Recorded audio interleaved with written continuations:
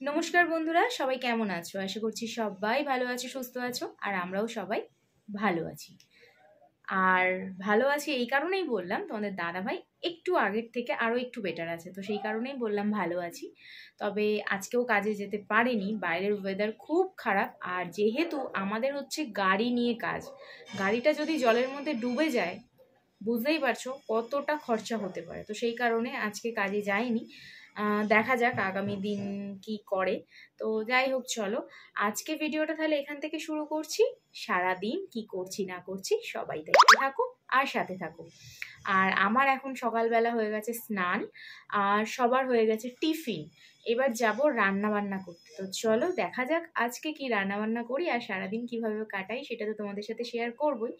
আর তার সাথে আরও একটা কথা বলে রাখি, তোমরা যারা নতুন আমার চ্যানেলে তারা অবশ্যই আমার চ্যানেলটাকে সাবস্ক্রাইব করে দিও। আর ভিডিওটা যদি ভালো লেগে থাকে লাইক কমেন্ট শেয়ার অবশ্যই করো। আর যারা পুরনো আছো, ভিডিও দেখছো বাট সাবস্ক্রাইব করোনি, প্লিজ সাবস্ক্রাইব করে দাও। তো চলো। কয়েকদিন ধরেই সব কিছু কাজ তো করছি, তবে নিজের যত্ন একদমই নিতে পারিনি। তো আজকে কেননা মনে হলো চলো আগে নিজেকে যত্ন করি, তারপরে রান্না বান্না করব। তো সেই কারণে এখানে বসে গেছি। মুখটা না মনে হচ্ছে যেন কত দিন কিছু করিনি, মানে একদম কেমন হচ্ছে, খসখসে একটা অবস্থা।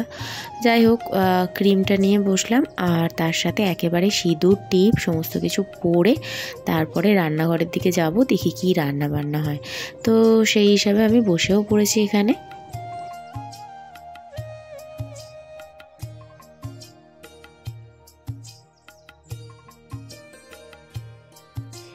ভাতটা আমার ফুটে গেছে, মানে ভাত আমার হয়েও গেছে। এবার আমি ভাতটাকে উবুর দিয়ে নেব, আর তারপরে দেখি কি রান্না বান্না হয়। আর কালকে রাত্রিরের অনেকগুলো ভাত বেঁচে গেছে, সেটাও একসাথে মিক্স করে নেব। তো এবার চলে এসেছি ফ্রিজে দেখছি যে কি আনা যাচ্ছে। আজকে চিন্তা ভাবনা করছিলাম যে শুধুই তোমার হচ্ছে ঝোল করবো, মানে সব রকম সবজি দিয়ে ঝোল করব। আর কি করা যায় সেটাই একটুখানি দেখছিলাম।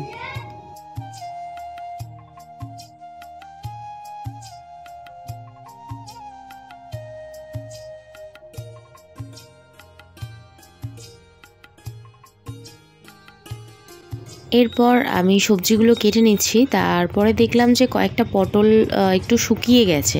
তো মনে হলো চলো তাহলে পটল আর করলা ভাজা করে নিই, আর ঝোল করি, সব রকম সবজি দিয়ে একটু ঝোল করে নিই, কেন পেটটাও ঠান্ডা হবে। আর জানো তো দাদাভাইয়ের পেটের সমস্যা হচ্ছে, পটি হচ্ছিল, তো এখন ঠিক আছে। তো তাও মনে হলো চলো একটু ঝোল করে নিই। তো এখানে দেখো পটলটা ভাজাও হয়ে গেছে, এবার করলাটা বসিয়ে নেব।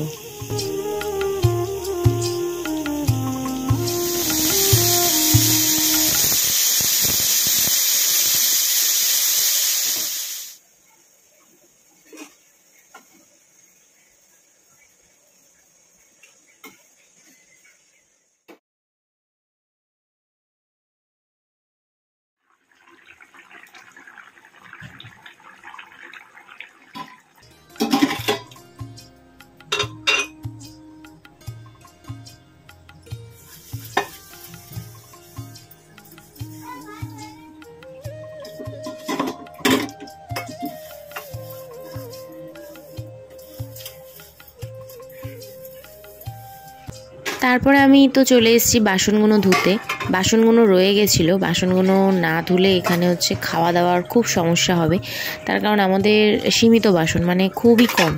সেই বাসনে না ধুতে হবে, খেতে হবে, আবার ধুতে হবে, এরকম একটা অবস্থা। তো যাই হোক চলো, বাসনগুলো ধুয়ে নিয়েছি। তারপরে আমি চলে এসেছি এখানে ভাত বাড়তে। আজকে মোটামুটি বাবুকে আগে খেতে দেবো, তারপরে মানে আমার ছেলেকে খেতে দেবো, তারপরে আমাদের খাবারটা বাড়বো। চলো খাওয়া দাওয়া কমপ্লিট করে নিই।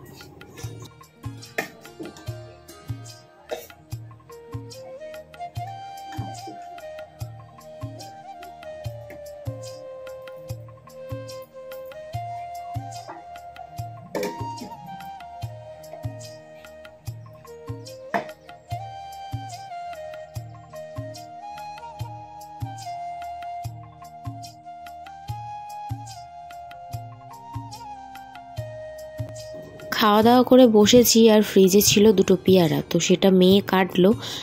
যেহেতু ওরা পড়তে যাবে তার জন্য এই ফলটা খেয়ে ওরা পড়তে যাবে।